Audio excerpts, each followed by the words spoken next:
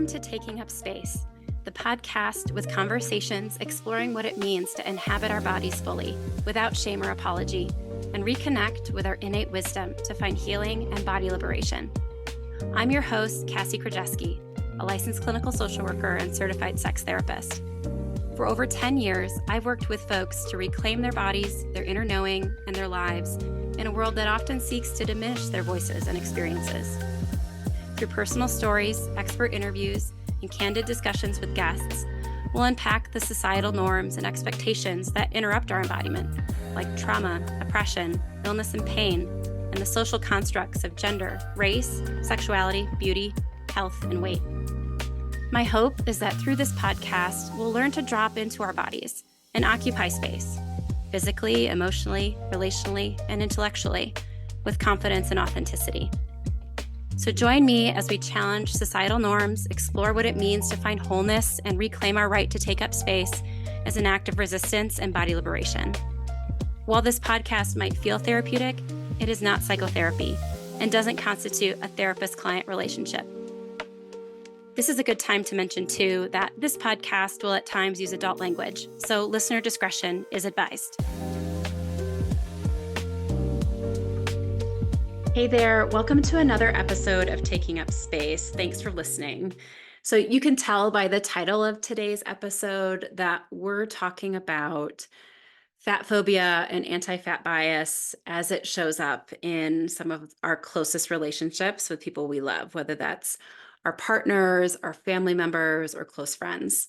And on the show, we have an expert guest who has written her dissertation and has done research on this very topic. Let me introduce you to our guest. Dr. Becky Belinsky is a licensed marriage and family therapist in California who specializes in working with clients who struggle with eating disorders and any type of food or body image related issue. Her approach is size inclusive and fat positive, and she is passionate about exploring the societal and relational factors that contribute to eating disorders and disordered eating. She has conducted research around the intersection of weight stigma, eating disorders, and family relationships, and is also a certified intuitive eating counselor. In addition to her work around eating disorders, Becky provides psychotherapy for adults, couples, and families around the issues of anxiety and relationship challenges.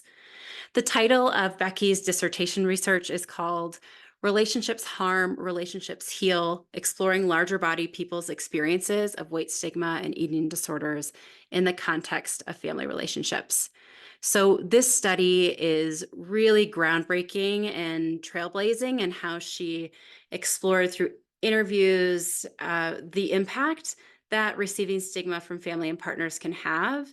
And it sheds light on the importance of working more directly with and combating weight stigma at the family system and societal levels in order to create more significant and meaningful change for people struggling with eating-related distress, and specifically for people in larger bodies.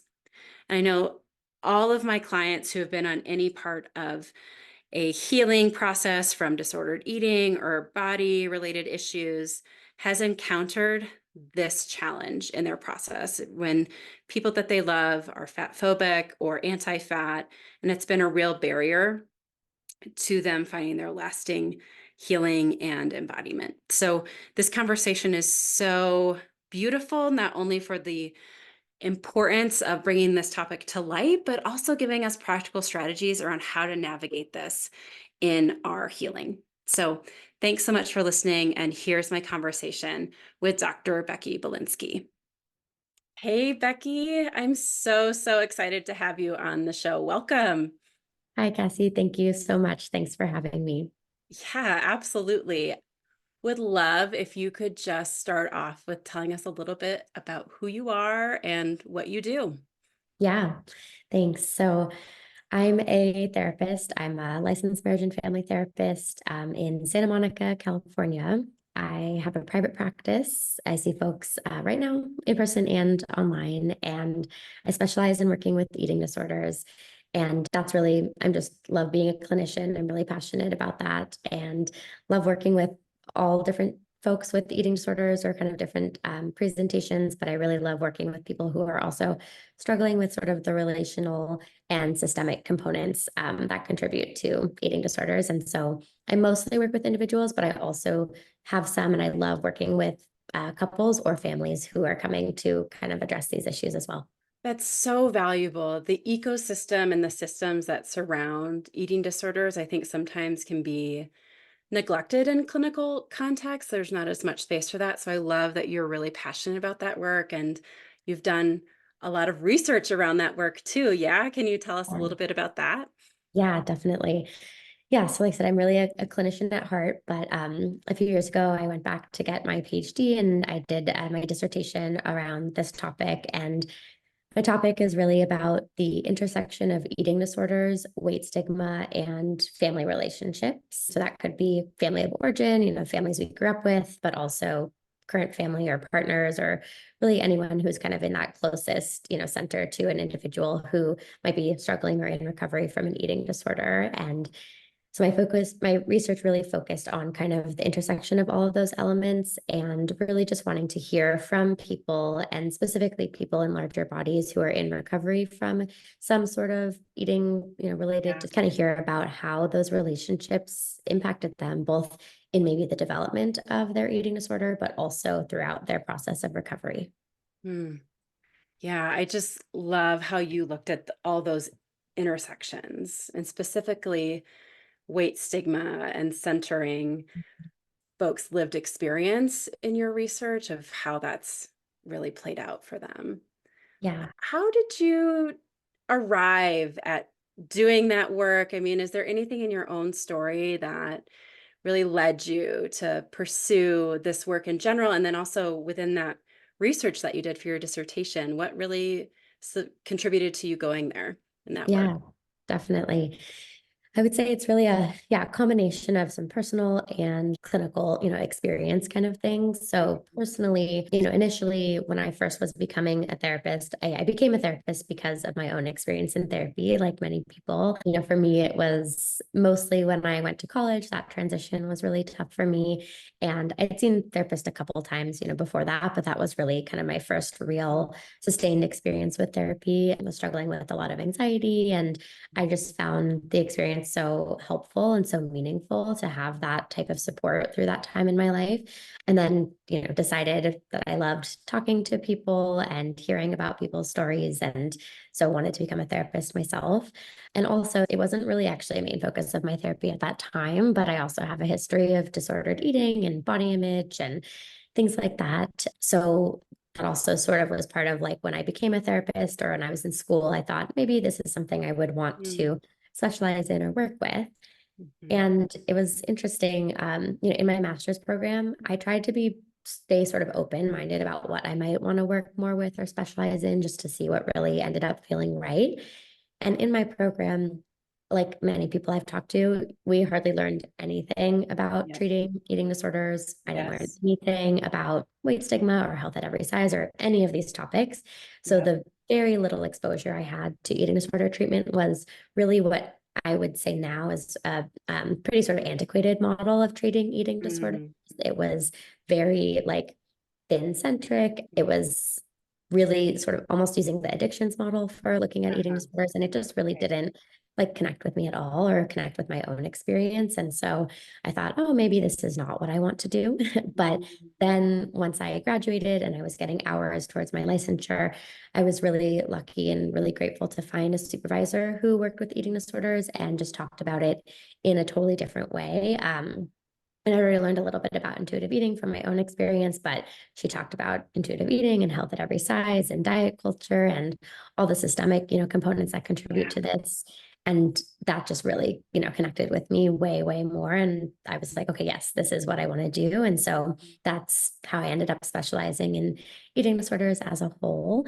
And one thing that I always think about was like a really important shift during that time is that sort of the old eating disorder treatment, or at least what I was sort of exposed to in terms Mm, of some of my education, the message was really kind of trying to help people see that, really focus more on almost body dysmorphia, like saying, oh, you think you're fat, but you're not fat. Like you need to change the way Yes. you're thinking about that. Right. And this new way that I like learned, Mhm. sort of how I think about it, rather than saying, oh, don't worry, you're not fat. It was like, actually, it's okay to be fat. And like, you Yes, don't have to try to neutralizing that. stop yourself. Yeah.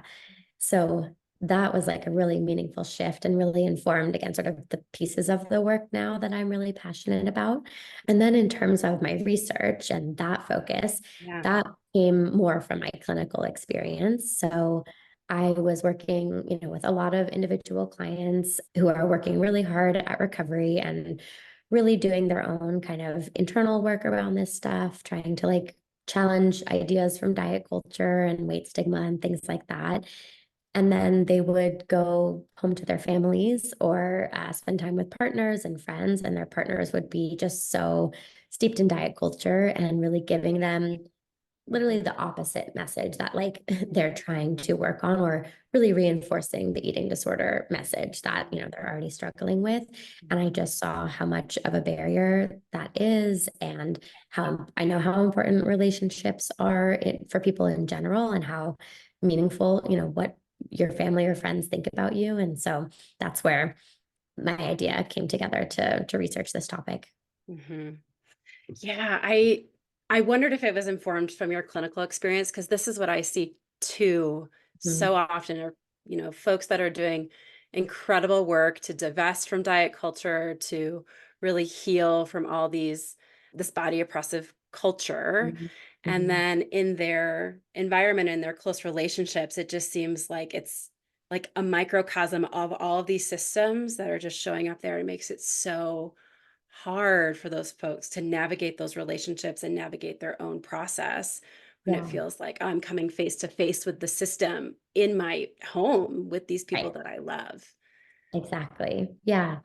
That's exactly right. And one of the things that I ended up learning in my research about this, like that clinical experience, I had the same one, and really realizing this is such a challenge for people, and also such a potential area of support. Like when most of the time, unfortunately, I had clients whose families and partners and friends were not understanding this work and were sort of in diet culture. But once in a while, if someone did have someone close to them who also really understood this and was really trying to challenge a lot of these systemic ideas, like how helpful, that was.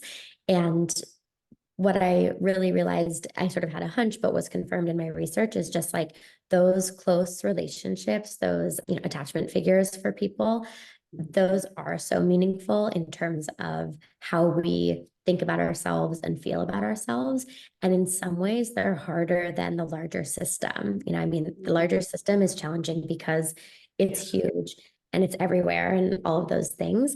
But Mhm. I have found, and some of the participants in my study talked about, it was easier to say, well, that's capitalism, that's racism, that's society. I don't agree with that. I'm not going to listen to what those systems are saying about my body. But then to hear their partner or their parents say something, it's just so much more painful and impacts so much more deeply, and is so much harder to try Mhm. to get some distance from. Mhm.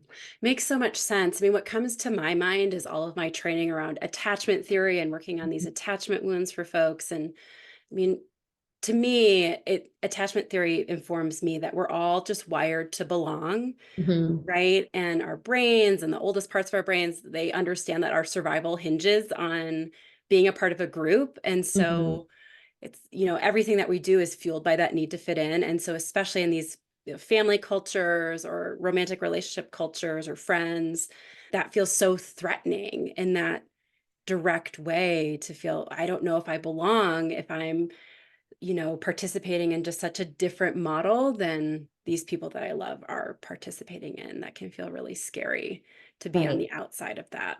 Yeah, exactly. It is so scary. And I also use that lens, and that informs so much of my work and my research as well, with all this sort of those relational attachment pieces, and taking a feminist perspective on that as well, Mm. is such an Yes. integral part. And I think something that can be hard for people in doing this work and in recovery, especially when they have family or friends or close people to them that are still really invested in diet culture, is in our society, I think, and this is sort of like the capitalist and patriarchal idea of like independence and really valuing that and saying, well, you Mhm. shouldn't care about that. I have a lot of clients who will be like, well, why do I care? I should be fine. I should be able to say, I don't care what that person thinks about me or says about me. And but I loved what you said about attachment theory is like, it's actually, we're wired to be that way. It's not a weakness. It's not a fault to care what people think or to be really scared if you feel like people are going to reject you or shame you or think negatively about you. Like it's really just part of who we are as humans. And, as the feminist perspective of being like, we need other people and it's okay to rely on other people. And so it's okay that, and it makes sense that this stuff is so challenging and so painful. Yeah. Yeah. I really love how you centered weight stigma in your research. I mean, it feels like in so much research around eating disorders and disordered eating, like that piece, weight stigma, anti-fat bias, fat phobia is missing. And yet it's just such a crux of what influences people, right, in these Exactly. processes. So I'm wondering if we could take a little bit of time to talk about what weight stigma looks like in these close relationships, like what you discovered in these interviews with your research participants. Like, how does that show up with your family or your partner in these smaller groups? Yeah, yeah. It's a great question. I mean, so on a really sort of high level, right, weight stigma is like negative attitudes or beliefs about people based on weight or body size. And there's so many different ways they can show up in the world and internally and all of that. But yeah, interpersonally is a huge way that they show up or are enacted. Weight stigma is sort of the concept itself, and then it gets enacted through experiences or through relationships. And so they can, one way of thinking about the different ways that weight stigma shows up is thinking about them as microaggressions or macroaggressions, or Mhm. if they're, really direct and explicit, or if they're indirect or more implicit. Mhm. So, sometimes that can look like a more explicit comment would be, a parent's maybe telling a child, oh, you've gained weight, you need to lose weight, or I'm concerned about your weight, or, something like that, Yeah, really comments on directly the body commenting. directly. Mhm. Yes, yeah, commenting on body. In my research, it was interesting. Participants kind of split it up of sometimes it was directly about body like that, and sometimes it was more about food, but they Mhm. still understood the message to be weight stigma, basically. So Yeah, implicitly, yeah, if you eat this or if you're like having such and such, like that implicates your body in this way, and that's not good or okay. exactly. Mm, Yeah. Some comments would be, something like, are you sure you're going to eat that? Or, oh, wow, that's a yeah, huge helping, or, something like that. yeah. Mhm. But yeah, it's really painful. And what was really striking to me about the interviews that I did is participants, were older. I would say the average range, it was like 20, 25 to 50, the people I interviewed. And some of these experiences were just still so vivid from when they were Mhm. pretty young. And Mhm. that, again, when they were at that age, like 5, 6, 10, they probably wouldn't have been able to articulate what the meaning was, but they could tell, they could tell that a comment about food like that meant you're too big or Mhm. don't get too big. That's a Mhm. bad. And yeah, some other sort of more implicit or microaggression things might be families talking about their own bodies or other people's Mhm. bodies, Right. but what Like other people are. disparaging comments about themselves or other people. Yeah, Again, like implicit messaging around what does that mean about me and my right. body? Mm. Yes, exactly. Mm. And yeah, like really just all those different ways that it shows up. But like you said, sort of the point being all the different ways still end up giving that message of it's not okay to be in a larger body. It's not okay to gain weight. And there's something wrong with someone who is in a larger body or who might, end up in a larger body. Right. Something that I found really compelling about in reading your dissertation and your research was how weight stigma is experienced so much more profoundly by those in larger bodies. And I think there was something that I read, and correct me if I'm wrong, but a lot of your participants identified as being in a larger body as a child, right? Mhm. And so the ways in which they heard those messages from their close family or in their family of origin Yeah. landed for them differently. Is that right? Yes. Yeah. That's exactly right. Hmm. Yeah, it was really interesting that piece because, yeah, like when in my research, what I was looking for in participating, recruiting participants was just that presently they were in a larger body. I Mm. didn't say anything about when they were younger, Yeah. but it was interesting that I would say all or almost all were in, larger bodies when they were younger as well. And they did talk about just that experience of really, again, picking up on whether it was directly communicated or not, picking up on this message that there was something wrong with their body and something wrong with them. And the way that it gets experienced differently, this is, people talked about it in terms of in the research. So this is from that study, but also other research that I did around this, to Mm. connect to other things that are out there. The way that I understand it is just, it's a much deeper, as you said, more profound experience when it's your body and you have that experience. Like anybody who grows, anyone in our culture, our society gets the message that being fat is a bad thing and that being thin is a goal and you should pursue that, at all Mhm. costs. That happens to everybody, but Yeah. it's different when someone is already thin or in a straight size body or, body that's seen as acceptable by society. There's still this fear of what will happen if your body changes or Mhm. this, things we might do to try to prevent it from changing. Mhm. But in that moment, your body still is seen as acceptable by society. Mhm. Right. It's really different when someone is in a larger body, and especially as a child, when we're so vulnerable to these messages and internalizing these messages about ourselves. The message is really not just that being fat is bad, but it's that you are bad right now. Yes, it gets like generalized to who you are as a person. Yeah. Mm. Mhm. And so, what's the connection with eating disorders? If someone's a child in a larger body experiencing weight stigma from all of these people in their life, caregivers and whatnot, what's the connection that you saw there? Yeah. I mean, for everyone that I interviewed for the study, there was such a direct connection to their Mm. development of an eating disorder. Yeah. There were, of course, there's always other factors that contribute to whether someone does develop an eating disorder or disordered eating or not. But for all of these people and so many clients I work with as well, having those experiences and having those negative messages and really internalizing that you are bad and your body is a problem that needs to be changed, that just directly leads to trying to change your body through Mhm. food, manipulating food or exercise or, different behaviors that can develop and become an eating disorder. And so really I see it in that way as, and this is true for all types of people, but especially people in larger bodies, the link is just so clear that the eating disorder behaviors are a way to try to cope with just these messages and this belief that your body is wrong and bad and you Yeah. have to change it. Yeah. Yeah, I resonate so much with that experience. I mean, I grew up in a fat body as a kid, and just the direct connection between that and my hustling to try modify my body to find, again, acceptance, belonging, lovability of how that was just framed for me. It was, in retrospect, a total setup and Mhm. just so validating, honestly, to hear it come through in your research of like, Mhm. yeah, this is a thread here. There's something profound about this Yeah. connection. Mhm. Yeah, definitely. Mhm.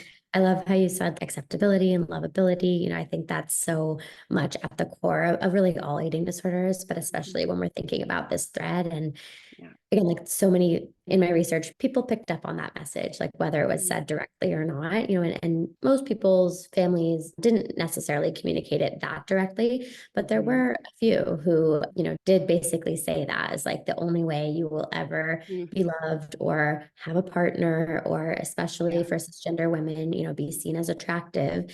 is through manipulating your body or making sure that your body is acceptable to other people. Mhm. Mhm. Yeah. Yeah, it makes me think of the TikTok trend. It's a little bit old now, but almond moms. Yeah.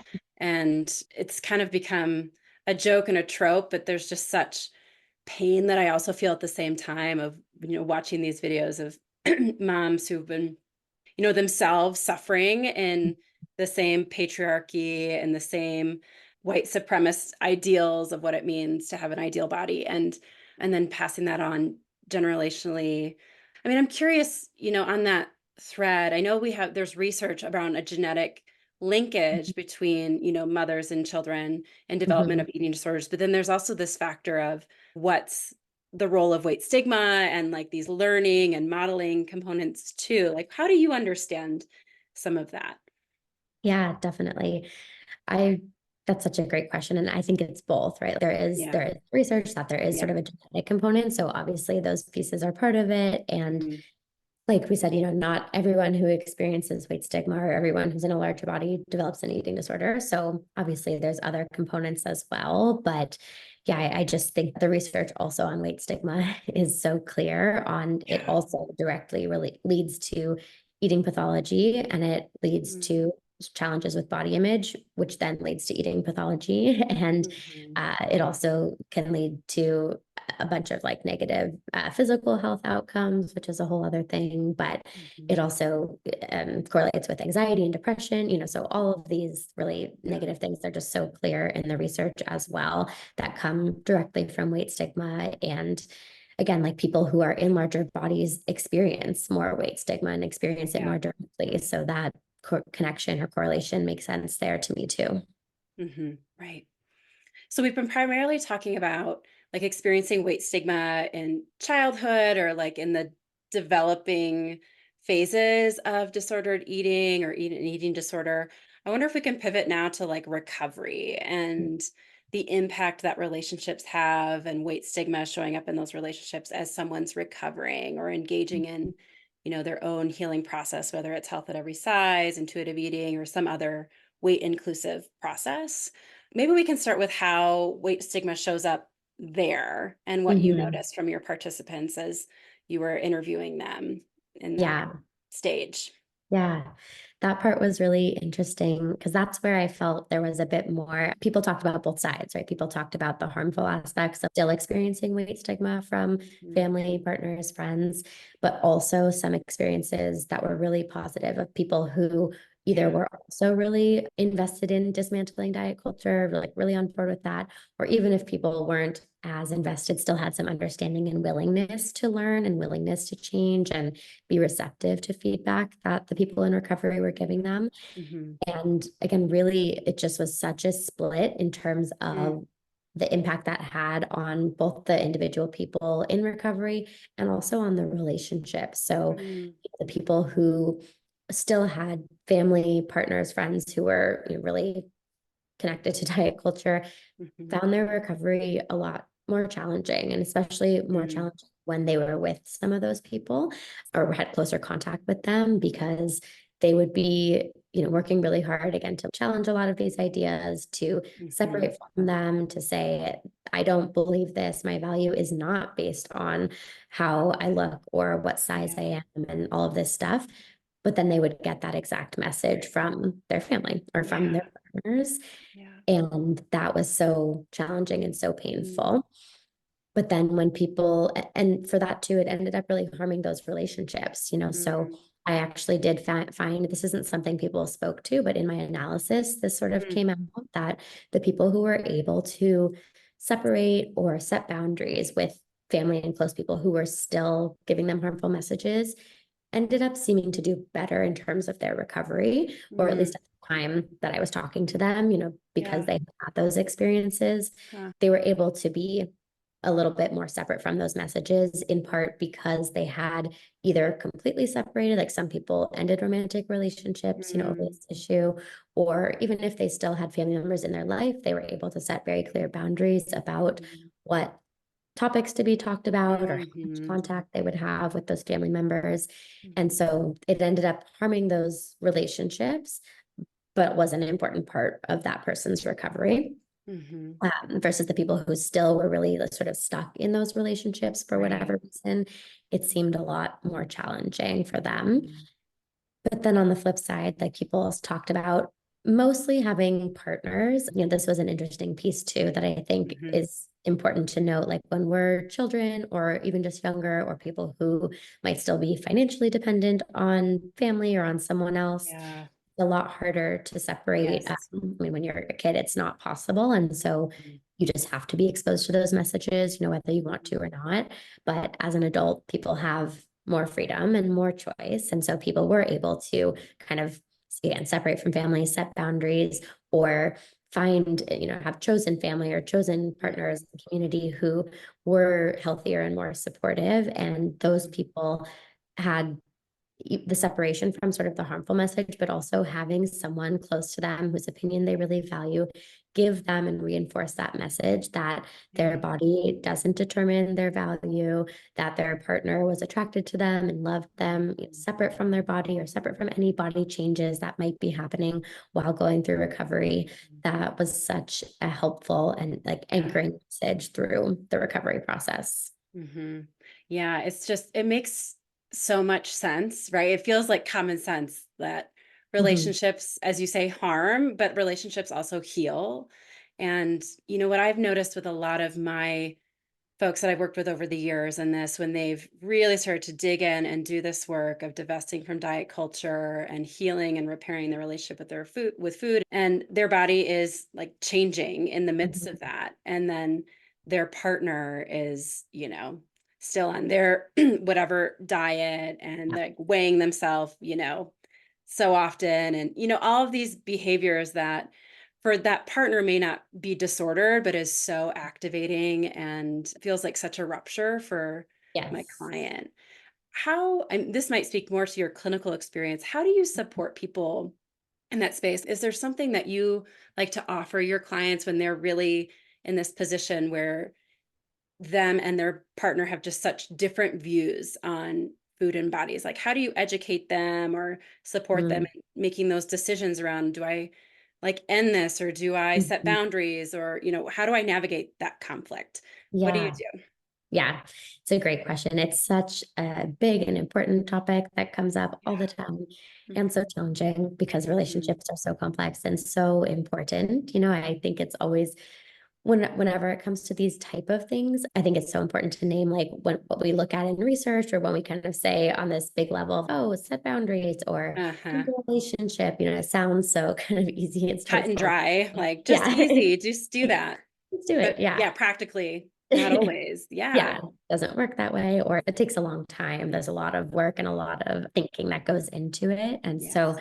I mean, that's one piece. It's just, it's a really long process, but I think it's really trying to just, it's harder work, like I was saying, but reinforcing these same ideas that like their body isn't a problem. And if their Mhm, partner is maybe struggling with that, with the changes in their body, or if their partner themselves is still stuck in diet culture and engaging in these behaviors, that it's really still a reflection of, the other person or them being stuck mhm, in diet culture and being bought into these systems without even realizing it. mhm, There still isn't sort of any inherent truth in that. mhm, And then it's really trying to think through like how can my client, sort of can keep themselves safe, protect themselves, and keep mhm, working towards their recovery while having these experiences or being exposed to these things. And that's where those conversations around, are there boundaries that you can set? mhm, Can you say, I don't want to talk about diets. I don't want to hear, if you're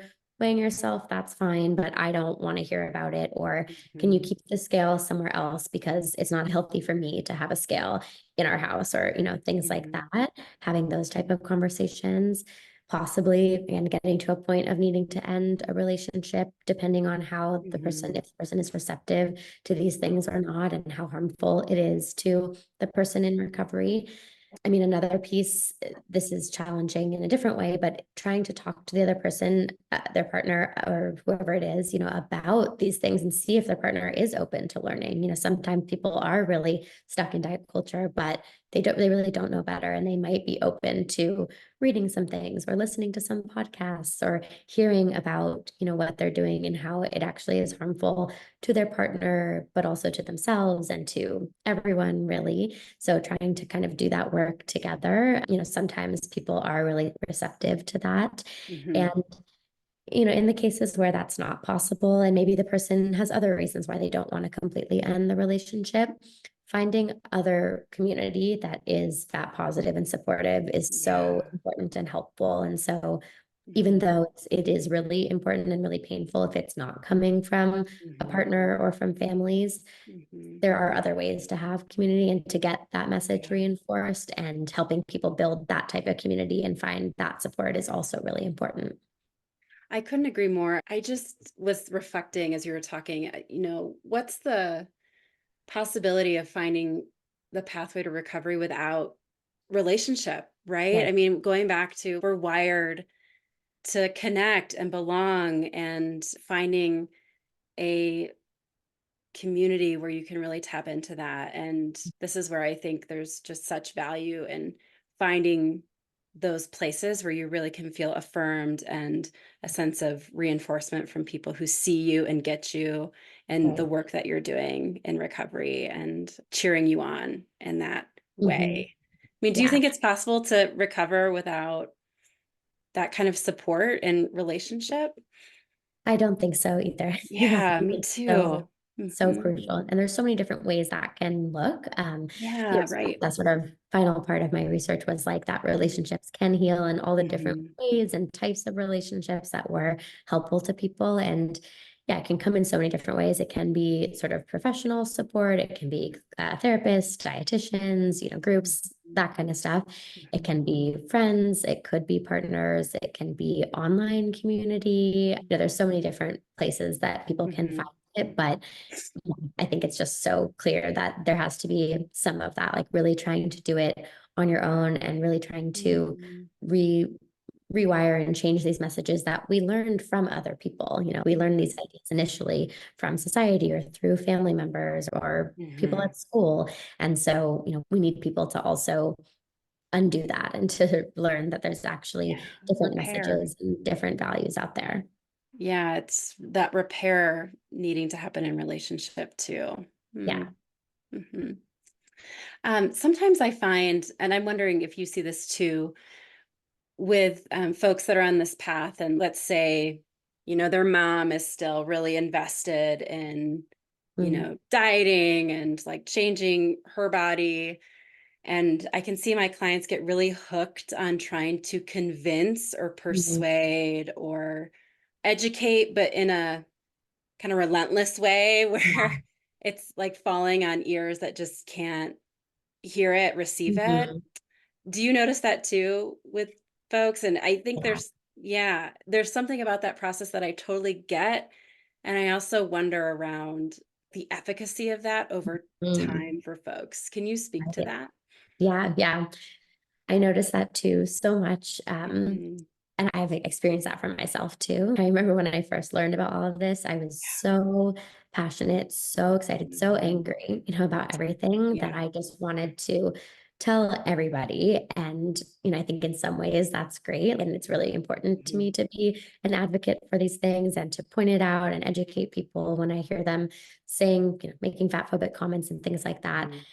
But like you said, there's a way in which it can be really relentless and it can be really exhausting, right? To be the person Yeah, all burnout, to do right? that and really Mhm. disappointing when it's your family member or Mhm. someone close who you really want to understand this stuff and get the message, but they just aren't open to it or Mhm. aren't open right now. And so I think one is, I mean, sort of normalizing. I think it's a part of this process when we're learning this stuff. Yeah. I know so many people who have had that same experience Yes. and learning that, it's the reason it's hard for people is because they're so stuck in diet culture too. They have spent, Mm. like in your example, if it's a parent or something, like they've Mhm. spent their whole life probably Yeah. in these, or definitely in these systems and in this pursuit of changing their body or controlling their body. And it's so scary to let go of Yeah. that. There's so many implications that come with that. Yeah. And so recognizing even with the information, it can still be really hard for people to Mm. internalize and change. And so trying to, I would say to a client or someone, sort of protect yourself as well. Again, that burnout or like constantly being let down Right. by someone not Yes. getting it or it not getting through. And also find ways to like maybe slowly just still Mm. kind of put that information out there. Or I Mm. think of it as planting a seed, kind of putting Mhm. these ideas, still setting those boundaries, still, possibly giving resources to people who might be open to learning, Mhm. but then trusting that is all that we can do. We can't Mhm. push someone to be ready to hear these ideas before they're ready or, if they'll ever be ready. And so really try to find that balance of sharing this stuff, but also when people, people may be open to change, but even if they are, Mhm. it's going to take time. Mhm.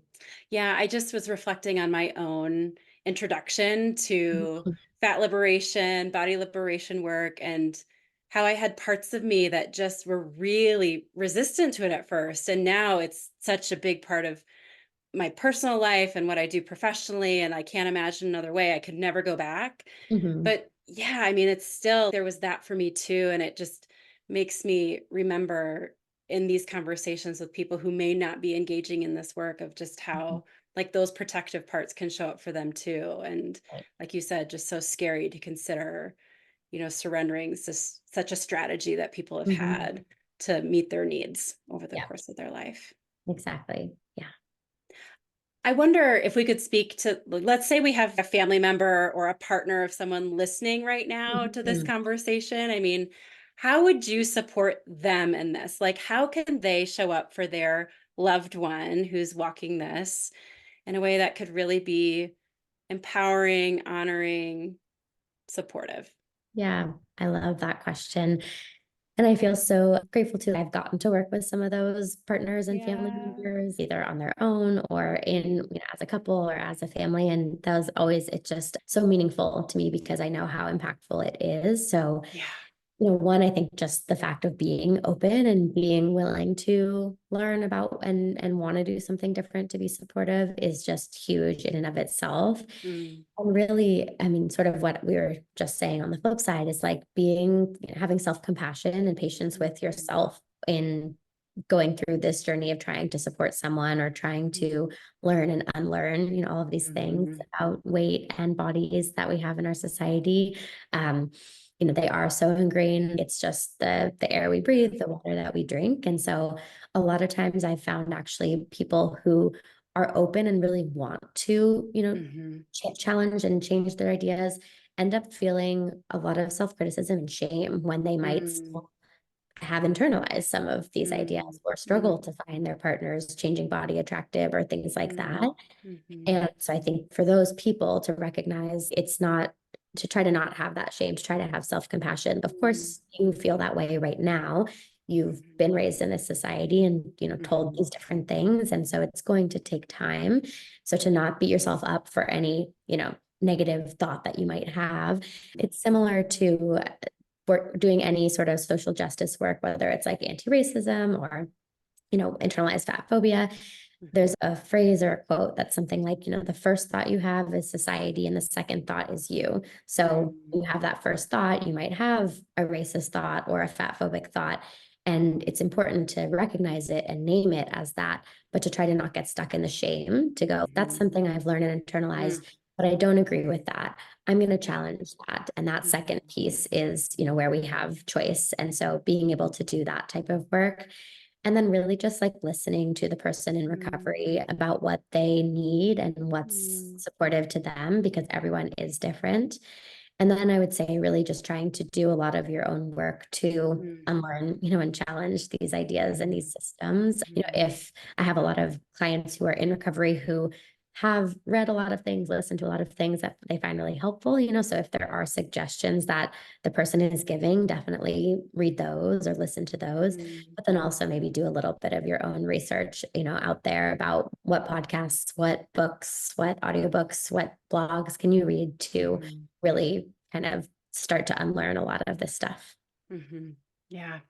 Such great advice. I mean, there in some ways there's a parallel process between, the person who's going through their recovery process and then, the loved ones walking alongside. Like there's a Mhm. lot of reconfiguring the relationship and how to support each other in that space. And I love the leading principle of self-compassion because inherently there's going to be mistakes and missteps, and that's just a part of an unlearning process, I think. Yeah, Yeah.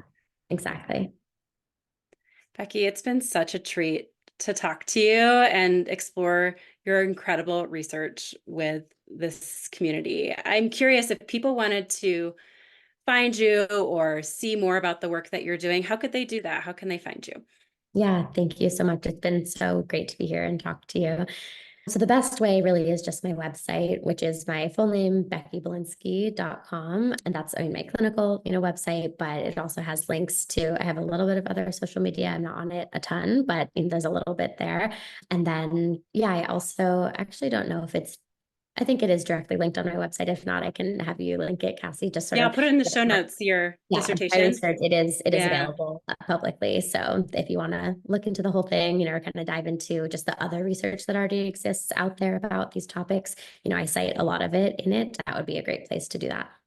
amazing. And I can say this research you've done is so compelling, and I really think it's such a beautiful piece of work to digest. I mean, like you said, you've done so much labor to pull in all of these other research articles and studies and analyzing them. And then of course the research you've done yourself is just such a gift to this community. So thanks.